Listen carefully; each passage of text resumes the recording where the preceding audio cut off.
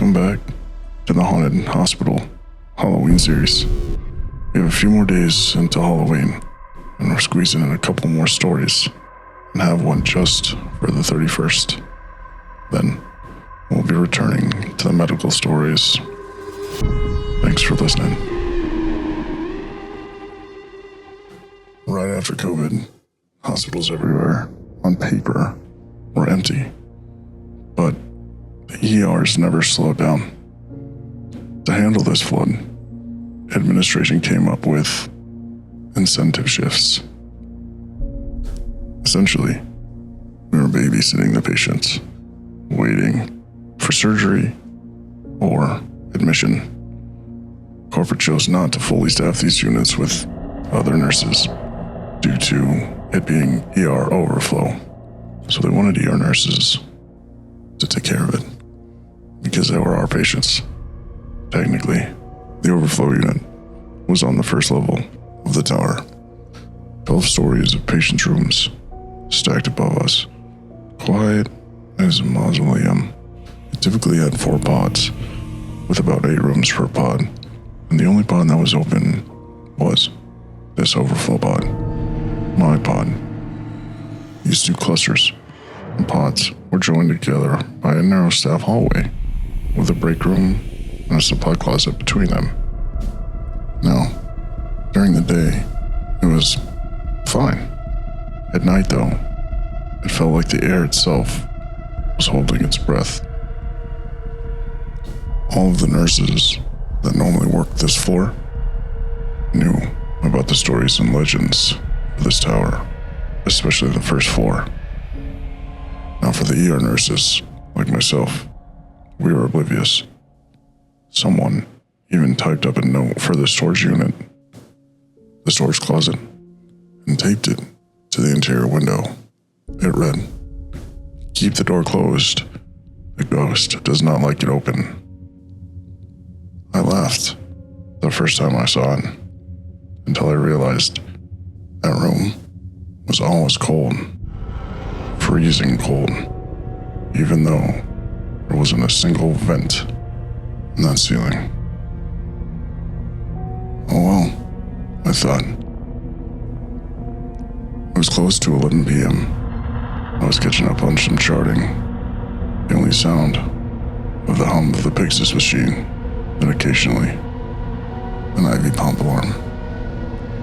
That's when the CNA burst through the connecting hallway, white as a sheet, eyes wide open, like she just sprinted from a fire.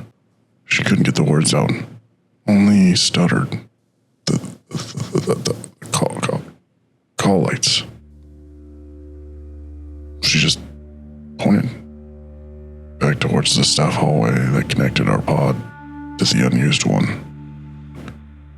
I stood up slowly, half expected a prank, half trying to convince myself she was overreacting. But as soon as I stepped into the hallway, the temperature dropped immediately. You could feel it, like walking to a refrigerator.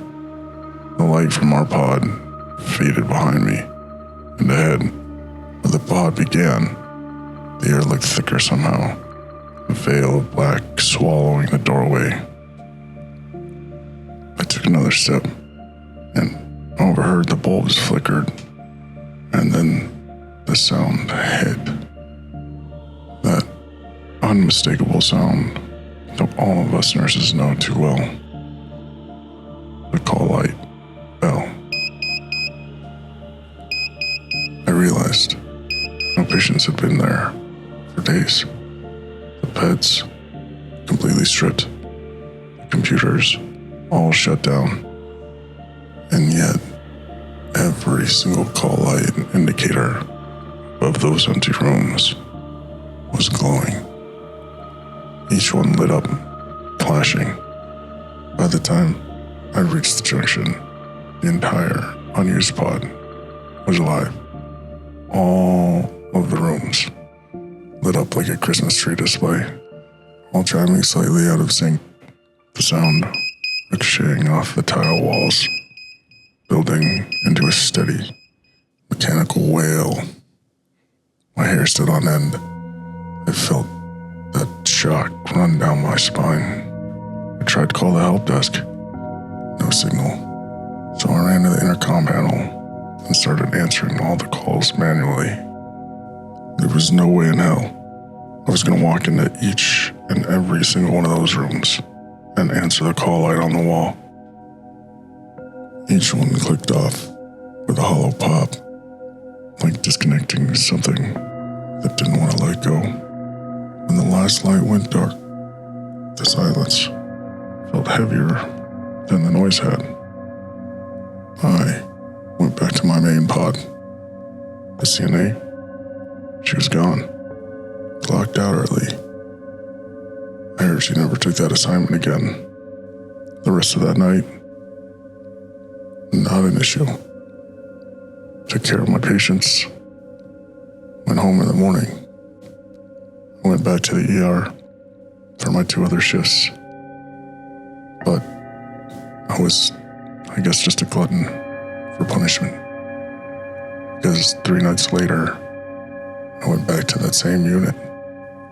As a new grad, in my mind I thought it'd be better for me to get as much patient care as I could, just to continually be better. But I think maybe that was a mistake. Walking in, I told myself it was just faulty wiring, a weird short circuit. IT really isn't paying attention to these pods since they're not in use.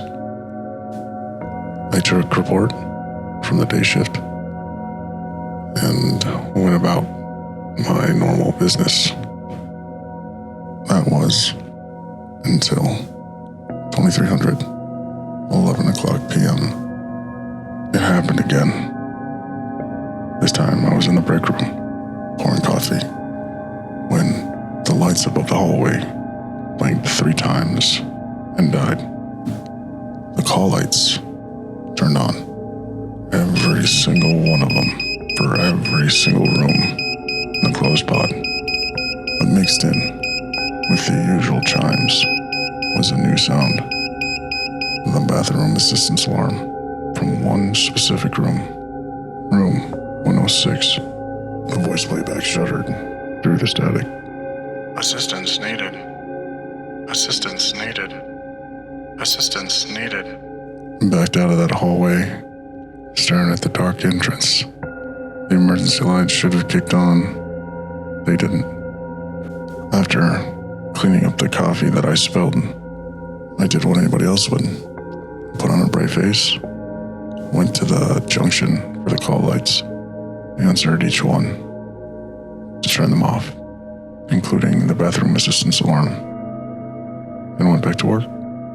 I tried to put this out of my head, trying not to dwell on what I had just witnessed, but that soon would be short-lived. For the rest of the evening, I tried to ignore that other wing, that other pod that seemed to beckon me to come back. And sure enough, later that evening, I found myself in a conundrum. I needed medications. And because this pod that I'm in now was so prevalently used by patients, Pyxis, or the Omnicell, the medication dispensing system, was out of this specific medication. So that means that I had to go to another one. Now, within these systems, you can look and find out where you can find this medication. Sure enough, it was in the next pod over, and I had to go over there to get this medication for this patient. My heart just sank. I knew I had to go over there, but I didn't want to. I would have gone anywhere else. I would have walked back to the ER, called pharmacy to bring it to me, but they would have told me to go find it in another Pyxis. So, here we go. I tried to ignore the knot in my stomach, grabbed my badge, and started walking The hallway was colder than before. The hum of the ventilation system, the ambient noise that somewhat brought me some comfort, was now completely silent. The darkness of the other pod was leaking into the light of the hallway. It was unable to light my way.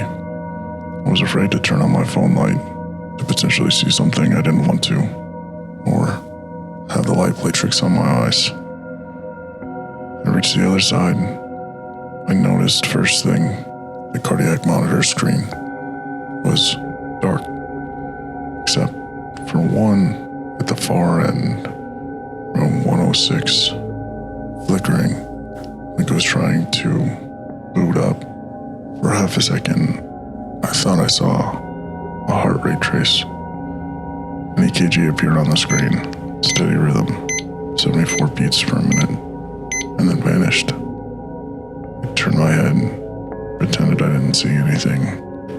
My vision tunneled as I moved ahead with my task. The Pixis beeped as I scanned my finger, the noise echoing like a scream.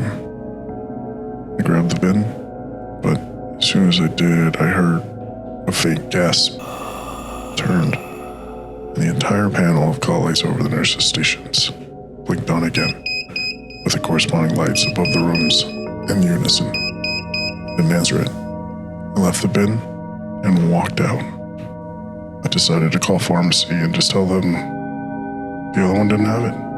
I need it now. Thanks. For the rest of that shift, I hid in the back of my pod, put in one noise-canceling headphone so I can listen for the call lights in my pod, and hoped for daybreak.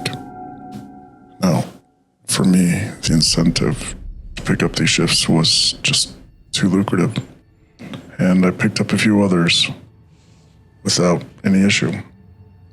My last shift, though, on that unit, when all of that incentive dried up, I luckily got another nurse, a float nurse. She was travel, came in to help. I told her my story. She left. I didn't blame her until she saw the storeroom note taped to the window. She opened the door just to prove a point. The air inside and poured out, cold enough to fog her glasses. The paper towel roll in that room dispensed one, and then it fell to the floor. Probably just a coincidence, but she closed the door and didn't say another word. That night, every call out on the unit stayed off. No issue. But I went to badge out. That time clock in that hallway connecting both pods. And just one room blinked on. 106. Thank goodness I never went back. And I started to travel after that. Hospitals are built to keep people alive and send them home alive. But every now and then, we can't save them all. The weird thing is, some of them choose not to leave after they've left their bodies. I never understood that, but I'll take my word for it. Ask one of your nurse friends. I'm sure they'll tell you one of their stories. And it'll continue to happen.